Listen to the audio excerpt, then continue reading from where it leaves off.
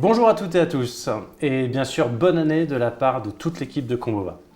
Aujourd'hui, nous allons parler d'un incontournable pour toute société ou toute structure ayant une présence en ligne. Je veux parler du marketing digital, et plus précisément du lien entre le marketing digital et la stratégie de contenu dans un cadre B2B. Pour cela, nous accueillons aujourd'hui Yann Gourvenec, qui est le fondateur de l'agence Visionary Marketing, qui est aussi un spécialiste en stratégie digitale et aussi l'auteur de nombreux ouvrages.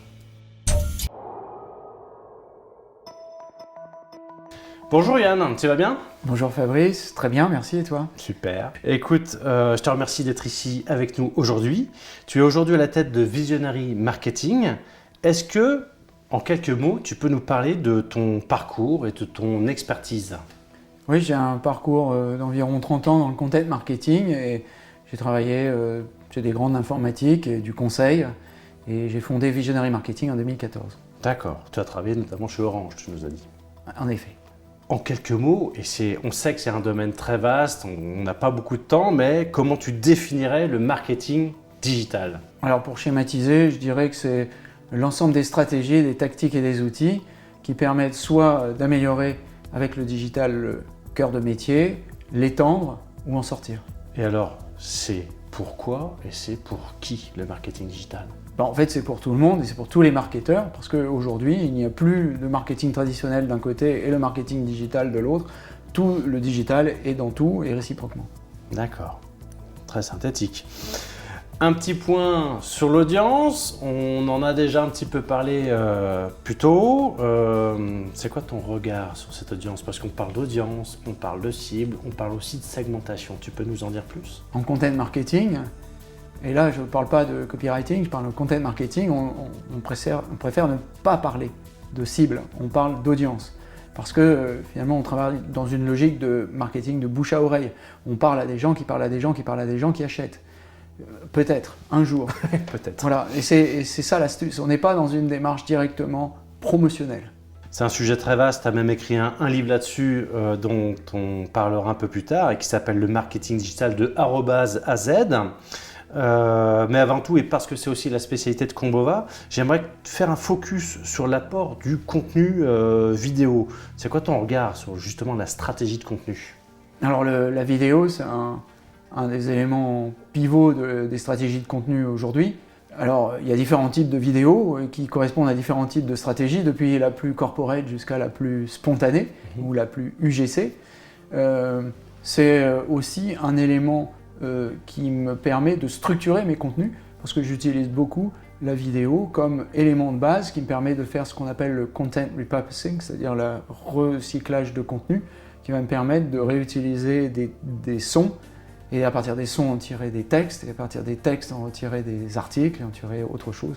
Et donc en fait à partir d'un contenu, et la vidéo sert à ça aussi, de générer plein de contenus différents. On capitalise avec la vidéo en fait, quoi. Absolument, et ça permet d'apporter de la vie et aussi un côté didactique. De toute façon, c'est le média le plus vu en ligne. Il faut savoir aussi que par contre, ça requiert un certain savoir-faire, aussi bien dans la vidéo UGC que dans l'autre. C'est pas le même savoir-faire. C'est un métier, c'est un métier, je te confirme. Et bien sûr, il faut créer un fil rouge, c'est-à-dire que on parlait de stratégie de contenu qui, bien sûr, dépend d'un annonceur à un autre. Il n'y a pas de recette, voilà, c'est un peu du cas par cas. C'est quoi ton point de vue là-dessus sur développer dans le temps du contenu vidéo?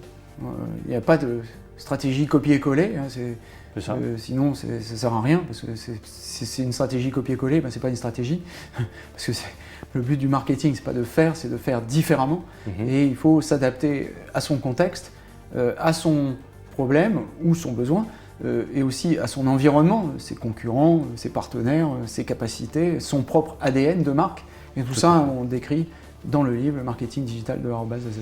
Dans ton livre, tu parles aussi de l'ère du content shock. Est-ce que tu peux nous en dire un mot? Oui, le content shock, c'est un concept qui a été développé par Mark Schaefer en 2014. Mark Schaefer, c'est un des plus grands blogueurs marketing américains. Et ce qu'il a expliqué, c'est que oui, le content marketing, c'est fantastique, mais la difficulté, c'est d'arriver à être lu. Parce qu'il y a finalement beaucoup de contenu, dont beaucoup qui sont très mauvais, on va le dire. Mhm. Enfin, pas seulement mauvais d'ailleurs, il y a aussi beaucoup de bons contenus et malheureusement pas beaucoup de bons lecteurs. Donc il faut être capable de sortir du lot, donc d'adopter des stratégies de plus en plus sophistiquées et de plus en plus sophistiquées en termes de marketing de bouche à oreille. D'accord. On revient encore à ce bouche à oreille. Oui, parce que c'est un élément fondateur et très important du content marketing. Et d'ailleurs, on lui consacre une partie entière du livre, la dernière, la plus importante. D'accord, il faut lire jusqu'au bout. Bon, c'est un sujet très vaste, mais pour parler d'actualité, quel est ton point de vue sur l'apport des IA génératives? Alors je dirais qu'il y a 3 catégories principales en schématisant. La première, c'est ce que j'appelle les IA, alors pas génératives, les IA discrètes, c'est-à-dire celles qui font une fonction et une seule et qui ne cherchent pas à remplacer l'homme. Alors là, c'est un gain de productivité fantastique ou un gain de productivité ou de qualité ou simplement être capable de faire des choses qu'on ne peut pas faire autrement. Des outils comme Trint, des outils comme Dictate, des outils comme DeepL, sont des outils fantastiques qui nous permettent de nous débarrasser de certaines tâches dans la création de contenu.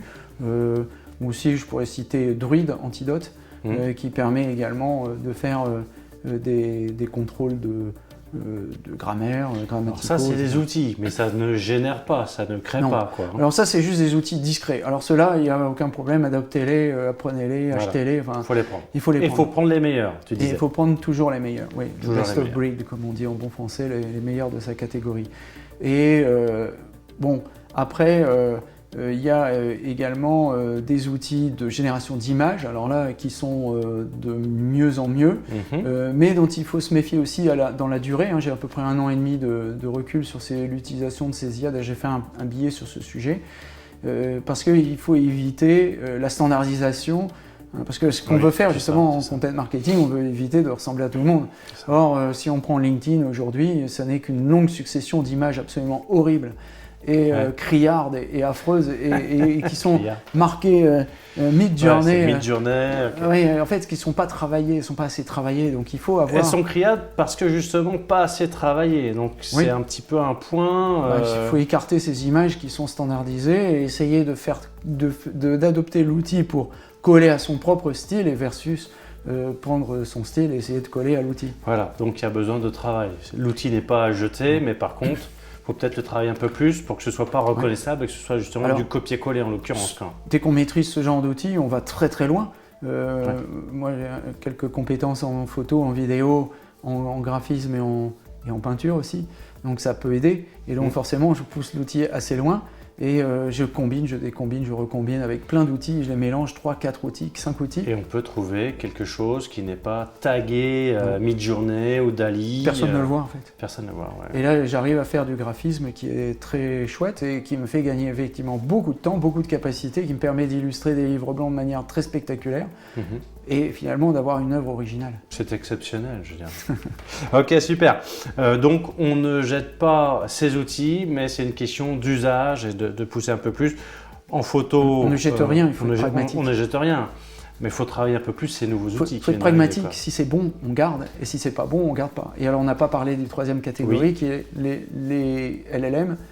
Là, paradoxalement, c'est ceux pour lesquels tout le monde est le plus émerveillé, et c'est à mon avis là où c'est le moins bon, parce qu'il y a beaucoup d'hallucinations et de textes qui sont forcément des approximations, parce que quand on sait comment c'est fait à partir d'outils statistiques et d'assemblage statistique, et donc forcément ça a ses limites. Si vous voulez écrire une histoire sur un sujet que vous ne connaissez absolument pas, il va réussir à pondre un truc immédiatement, et ça c'est assez spectaculaire, et là il y a un gain de productivité. On parle de ChatGPT par exemple. Oui, ou Bard, ou Bing AI, ou Writer, ou d'autres, il y en a des centaines, donc c'est pas la peine de se limiter à ChatGPT, qui n'est pas forcément le meilleur. Non, mais c'est le plus connu, c'est pour... Oui, et puis si on veut produire quelque chose de concret et qui soit pointu, là il faut encore une fois être pragmatique.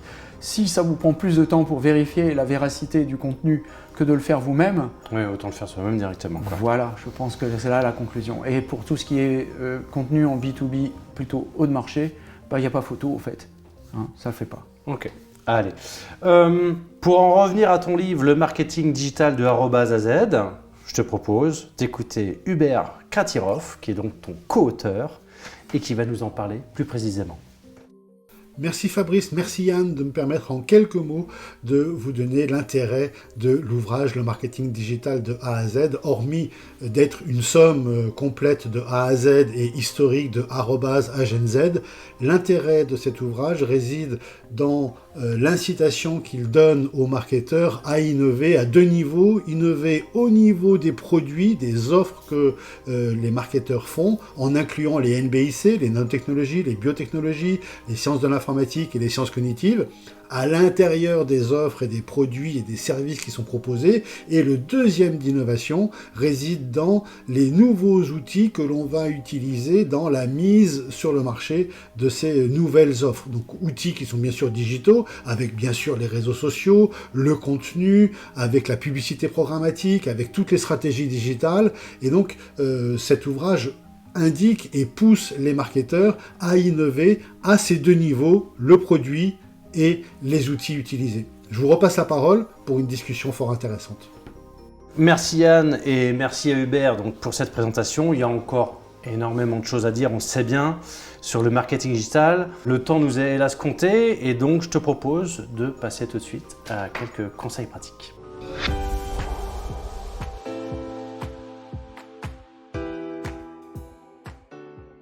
Alors Yann, en termes de conseils pratiques, une première question serait comment est-ce qu'on peut penser sa stratégie de marketing digital? Alors pour penser une stratégie de marketing digital correctement, il faut d'abord savoir qui on est. Ça paraît idiot, mais en fait c'est très difficile. C'est l'ADN de la marque, c'est ça quoi. C'est l'ADN de la marque, exactement. Donc là on donne 4 catégories principales, les marques aimées, les marques sous le radar, les marques sensibles et je vais oublier la troisième, c'est les marques fonctionnelles, bien entendu. Et bien, avec ces 4 catégories et en croisant avec les secteurs, avec le B2C, avec le B2B et plein d'autres choses et plein d'autres critères, eh bien, on peut arriver à trouver des stratégies originales. Et il n'y a pas deux stratégies qui sont pareilles. Voilà. On est d'accord qu'il y a zéro copier-coller en termes de strat. Zéro copier-coller. Voilà. De toute façon, copier-coller une stratégie, c'est stupide, ça veut dire qu'on n'a pas de stratégie. C'est ça. On va rester là-dessus. En termes d'outils, est-ce qu'il y a des outils de base à maîtriser pour tout communicant ou est-ce que c'est un peu chacun fait son petit marché? Il faut être très curieux, tout essayer pour bien maîtriser les outils, pour pouvoir les mettre à leur bonne place, qui sont des outils, la place de l'assistant, point. C'est tout. Un outil il doit s'adapter à vous et non pas à l'inverse. Donc il faut, à mon avis, aussi créer sa trousse. Alors moi j'ai ma petite trousse, j'ai notamment plusieurs outils de reconnaissance vocale que j'utilise beaucoup, j'écris des livres avec, j'écris des articles avec, je vais très très vite sur certains sujets. J'ai des outils de reconnaissance de l'écriture quand je dois écrire quelque chose de plus complexe où j'ai besoin de réfléchir beaucoup plus profondément que j'allais chercher dans mon expérience. Voilà, donc il y a des outils comme ça, comme Nebo, comme Dictate, comme Dragon Naturally Speaking pour les gens qui ont des PC ou comme Trint, dont j'ai déjà parlé. Voilà, donc j'ai ma petite trousse à outils qui me permet d'aller vite. À chacun de faire la sienne en fonction de ses besoins, et donc on n'oublie pas la curiosité d'aller tester des nouvelles choses. Voilà. Ça peut apporter aussi des bonnes surprises. Par exemple, récemment, je me suis aperçu que ce que je fais avec Trint, on peut le faire avec Word. D'accord. Voilà. Et ça marche très bien. Ok, super. Ça, c'était les outils. Je voudrais faire un petit mot un petit peu sur les réseaux sociaux qui sont incontournables. Comment est-ce qu'on les aborde? On parle souvent d'authenticité dans l'approche. Est-ce que tu confirmes ça? Alors oui, l'authenticité, je dirais, en content marketing, elle est obligatoire. Si on ne fait pas d'authenticité, on peut aussi bien aller se rhabiller, ça ira plus vite. Après, les médias sociaux, c'est un domaine qui est en pleine reconfiguration. Donc celui qui est capable de comprendre où ça va, il faut vite qu'il me passe un coup de fil parce que je pense qu'en fait, personne ne le sait où ça va. Ça, c'est clair. Entre le moment où on a commencé à écrire la partie sur les médias sociaux et la fin où et la fin de l'écriture, on a eu 3 médias sociaux qui sont soit reconfigurés, soit qui ont apparu. Et on est infoutu de dire, et personne n'est capable de dire où ça va ou où ça ne va pas d'ailleurs. Par contre, une chose est sûre, il faut être présent et prendre la place pour éviter que quelqu'un d'autre parle en son nom, quoi. Oui, non. Enfin, il faut bloquer absolument ses comptes quand on est une marque, ou une marque personnelle d'ailleurs, pour bloquer la présence, sécuriser. Sécurisé, ouais. Il faut être présent partout parce qu'on ne sait jamais. Hein. C'est ça. Et il faut appliquer le principe de l'effectuation, le minimum d'efforts pour le maximum de résultats. Donc si vous commencez à passer votre temps dans toutes les plateformes pour les développer à fond, non, vous allez perdre votre temps.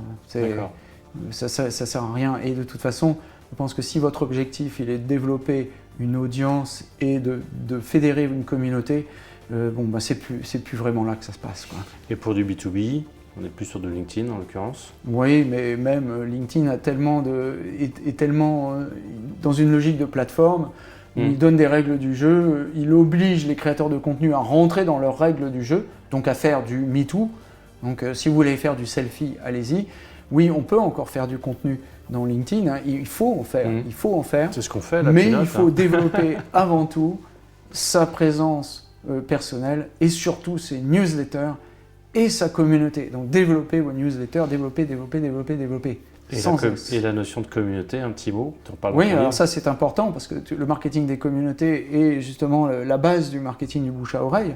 Et le marketing des communautés, ça commence avec une communauté. Et qu'est-ce que c'est une communauté ? C'est une passion commune, de l'entraide et un bénéfice commun, et surtout des codes communs, et surtout, ça ne se crée pas une communauté, ça se fédère.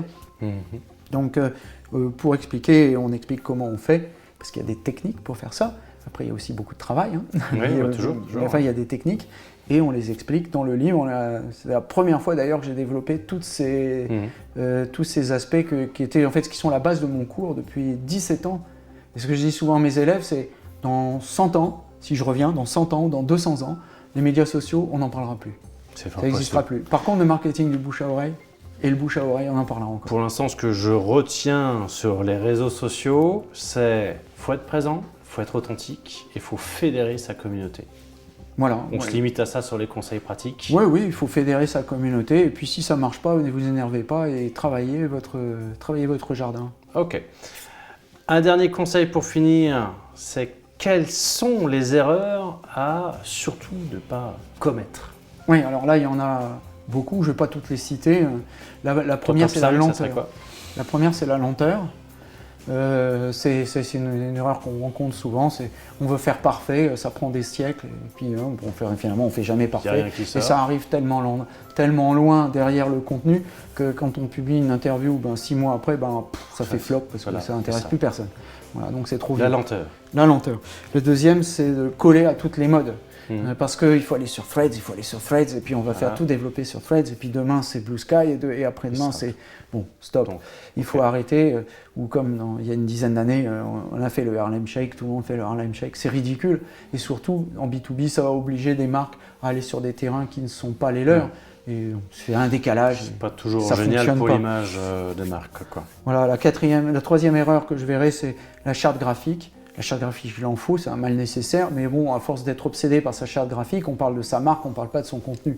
Donc c'est l'inverse qu'il faut faire. Et alors, il y a des astuces pour ça. On peut par exemple faire des sites en co-branding, par exemple. Voilà.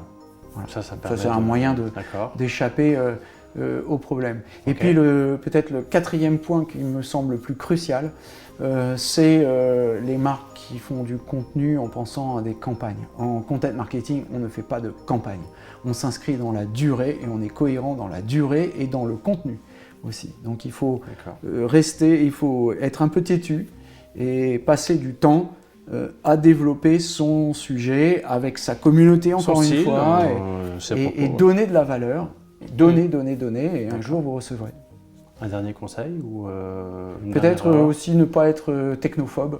Oui. Et combien de fois j'ai entendu mais vous êtes un geek.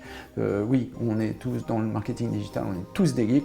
Avec Hubert, on a une petite plaisanterie, on appelle ça des full stack marketeurs. C'est-à-dire on va de la stratégie jusqu'au code HTML. Oui, on est capable de faire ça. Et je pense que le bon marketeur digital, c'est un full stack marketeur. Ok. Très bien, super. Merci pour ces conseils et les erreurs à ne pas commettre. Je rappelle que votre livre, donc à Hubert et à toi, est disponible sur le site c'est... Alors, c'est marketingdigitalaz.com. Voilà.